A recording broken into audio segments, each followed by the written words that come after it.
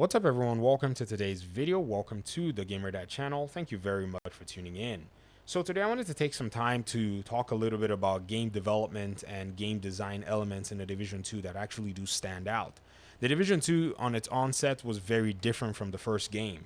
Ideally, the core player elements were changed drastically in many cases, so it kind of took away the air from some of the better parts of the game that actually bested the Division 1, which should be the goal when you're making a sequel. Your sequel has to find ways to best your first game.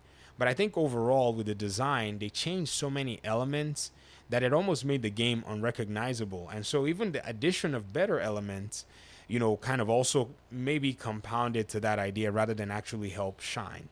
One of these elements is the open world design, the levels, and the way they were able to take the game, its entire organic map, and make a bunch of mini levels with organic challenges that were just kind of naturally flowing in the game. And I'll explain that in this video as we go along.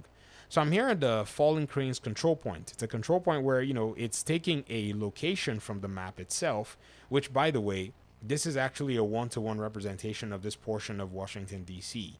That's what the developers pretty much went ahead to do for this game, and I think it's quite phenomenal how they were able to put that together.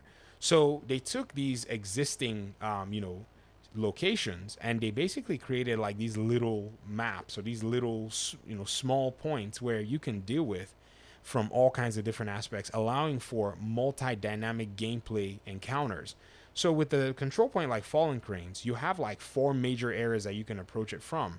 I mean, literally left, right, front, back. That's pretty much how you can put it together, or maybe northwest, south, east, or whatever it is. And that's how it is. Like me, on the map, I'm facing north, and you see down there, there's actually a north, approach that you can use. If you actually wanted to use the eastern approach, there's also a little crevice when you come out of this particular safe house over here, which is the Final Epiphany safe house. Or you can pretty much say, I'm going to take the western approach, or you can come from the south. Any way you want to come from. This control point allows for you to be able to approach it differently.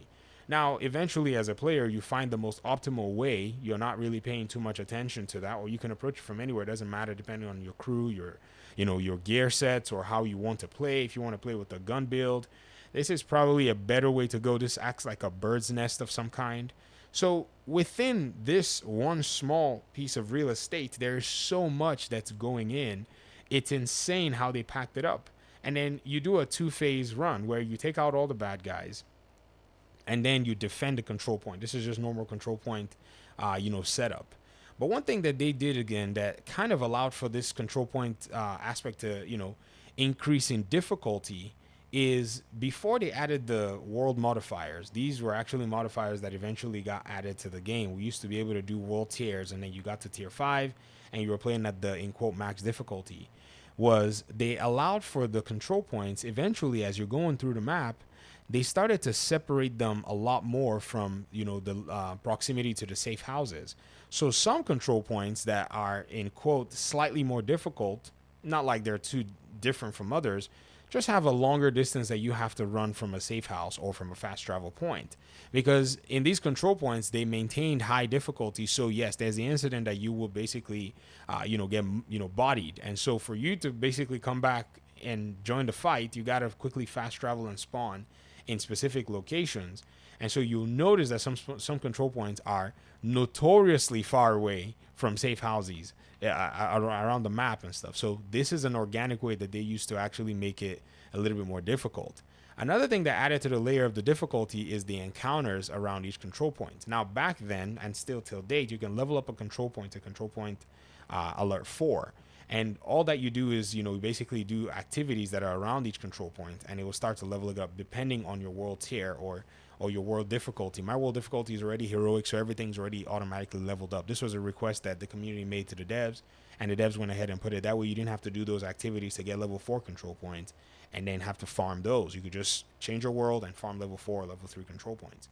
And I think the addition of these organic or small encounters really do add to the flavor of the control point. Now, it could be frustrating too. That's another thing that I have to say, but most game design elements are not always, going to be the best, but they will add something to the game.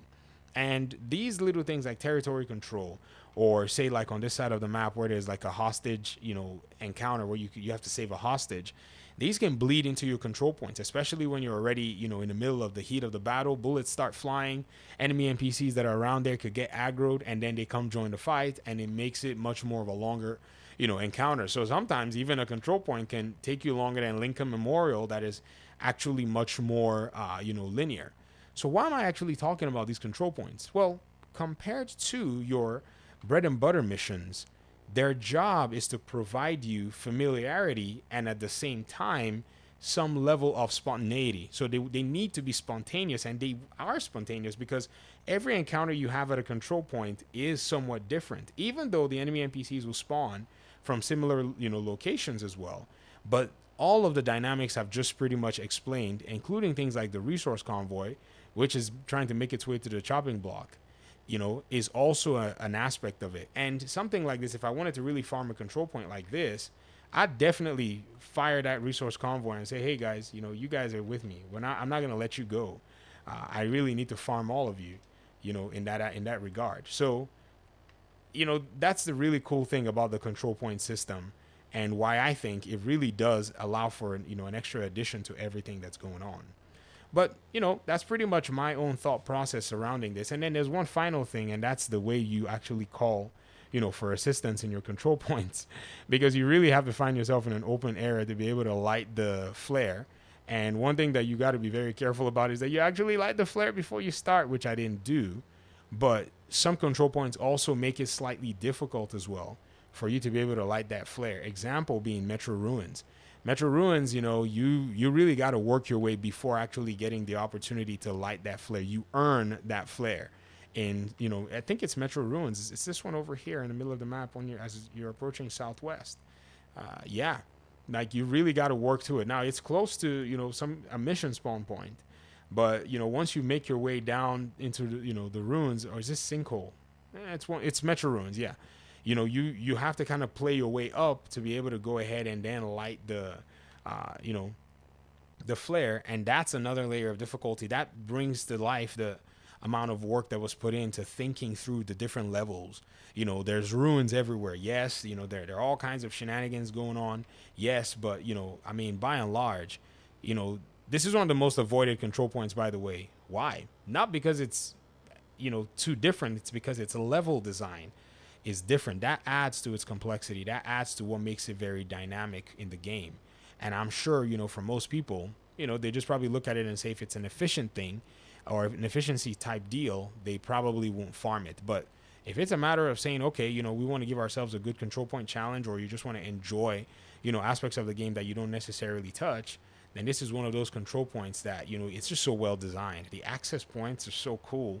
You have to access the, the control points from here, and then you make your way in here. And voila, all the enemy NPCs are standing right where you need to find some room to call people. So you have to actually play this control point in a specific way, and deal with the challenges, because you have very minimal room for camping and very minimal room for cover. But I wanted to go ahead and share this and just give, a shout out and some accolades to where development and design makes its way to show some really cool stuff in Tom Clancy's The Division 2. I know we spend a lot of time talking about different problems and all, but from time to time, you got to really give credit to where credit is due. So I'd love to hear your thoughts about all of this in the comment section if you have any. Thanks so much for watching the video, and hopefully we'll talk pretty soon. Peace out.